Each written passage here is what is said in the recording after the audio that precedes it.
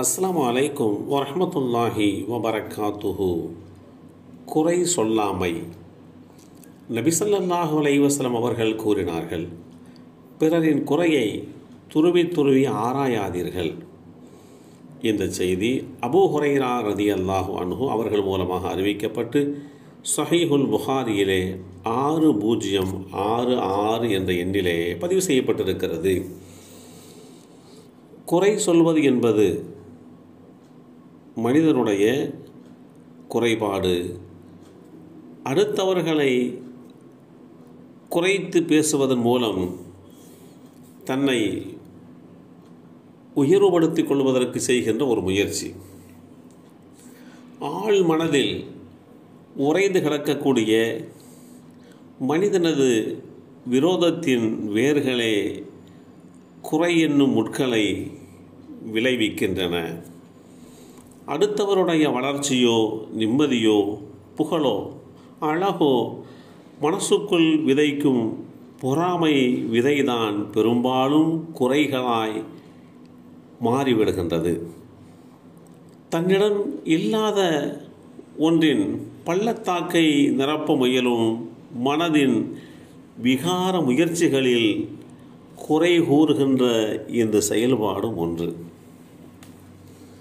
மனிதனது ஈகோவை விளக்க அப்படி முடிவெடுக்கின்ற போது இந்த கெட்ட பழக்கம் மனிதர்களை விட்டு அகன்று விடுகின்றது. குறை சொல்பவர்கள் தொடர்ந்து குறை சொல்லிக்கொண்டே இருப்பார்கள். குறையை போக்கும் வழியை தேடணுமே என்பதை மறந்து விடுவார்கள். இருப்பதில் திருப்தி அடையாதவர்கள் குறை சொல்வதில் திறமையானவர்களாக இருப்பார்கள்.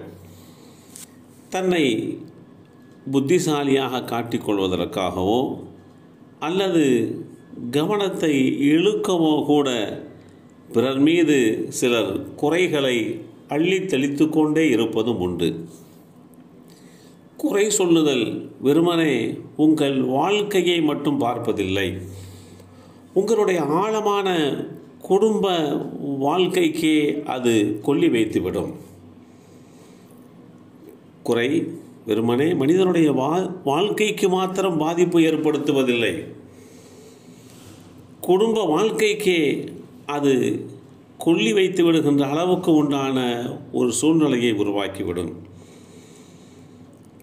குறை சொல்வது ஒரு மிகப்பெரிய உறவு எதிரி என்று கூட சொல்லுவார்கள். குறை சொல்வதற்கான தருணங்களிலே கவனமாக இருங்கள். அந்த கவனம் உங்களில் எப்போதும் இருந்தால் படிப்படியாய் நீங்கள் குறை சொல்லும் குறையை விட்டு வெளியிலே இலகுவாக வந்துவிட முடியும். பிறருடைய குறைகளை கேட்பதற்காக மற்றவர்களுடைய உரையாடலை கேட்பவருக்கு நாளை மறுமை நாளிலே அவரது காதில் ஈயம் உருக்கி ஊற்றப்படுகின்ற தண்டனை வழங்கப்படும் என்றெல்லாம் இஸ்லாம் எச்சரிக்கை செய்கிறது. குர்ஆனிலே அல்லாஹ் குறிப்பிடுகின்ற போது குறை கூறி புறம்பேசி திரிபவர்களுக்கெல்லாம் கேடுதான் என்று குறிப்பிடுகின்றது. அல் குர்ஆன் அத்தியாயம் 104 சூரத்துல் ஹுமஸா வசனம் 1 இந்த செய்தி தெளிவுபடுத்தப்பட்டிருக்கிறது.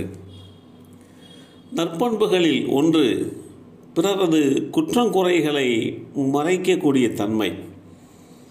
குற்றங்குறைகளை தூண்டி துருவி ஆராய்ந்து அவர்களது கௌரவத்திற்கு பங்கம் விளைவிக்கும் செயலை இஸ்லாம் கடுமையாக கண்டிக்கிறது என்பதோடு மாத்திரமல்லாமல் அந்த செயல் உங்களை மறுமையினுடைய தண்டனைக்கு ஆட்படுத்திவிடும் என்றெல்லாம் சொல்லித் தருகிறது.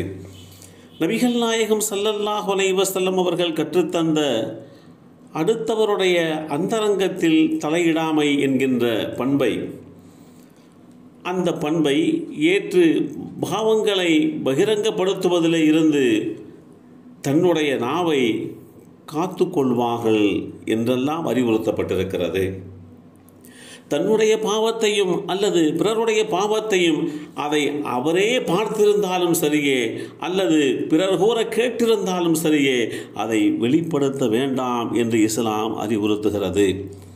எல்லாம் வல்ல அல்லாஹு தாலா குறை சொல்லாமை என்கின்ற நிலைப்பாட்டை உருவாக்கி தந்தல் புரிவானாக.